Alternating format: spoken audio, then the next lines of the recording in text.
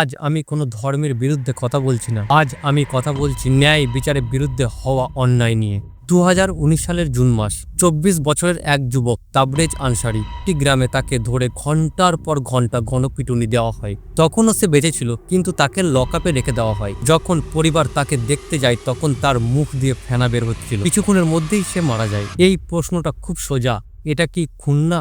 আদালত বলল এটা খুন নয়, এটা 304 ধারা, মানে খুন নয়, মৃত্যু ঘটনা। অপরাধীদের কি হলো? শাস্তি 10 বছরের জেল আর 15,000 টাকা জরিমানা। এখন ভাবুন, একজন মানুষকে ঘন্টার পর ঘন্টা মারা হলো, তার ভিডিও বানানো হলো, তাকে ধর্মীয় স্লোগান বলানো হলো, তারপর সে মারা গেল, আর এর নাম হলো খুন নয়? আজ একটা প্রশ্ন জিজ্ঞাসা করা দরকার, যদি তার ধর্ম অন্য হতো তাহলে এই রায় কি একই হতো? এই প্রশ্নটা ঘৃণা নয়, এটা সত্য একটা প্রশ্ন। আমরা বরাবর দেখি যখন সংখ্যালঘু মানুষ মারা যায় তখন মামলা দুর্বল হয়, ধারা হালকা হয়, শাস্তি কমে যায়, আর অপরাধীরা বলে আইন তো আমাদের পক্ষে আছে। তাবরেজের স্ত্রী আজও বলেছেন এই শাস্তি যথেষ্ট নয়, আমরা উচ্চ আদালতে যাব। কিন্তু প্রশ্ন হলো, কত তাবরেজ মারা গেলে আইন সত্যি কঠোর হবে? যে দেশে অপরাধীদের শাস্তি ধর্ম দেখে বদলে যায়, সেই দেশে ন্যায় বিচার শুধুমাত্র বইয়ে থাকে, বাস্তবে নয়।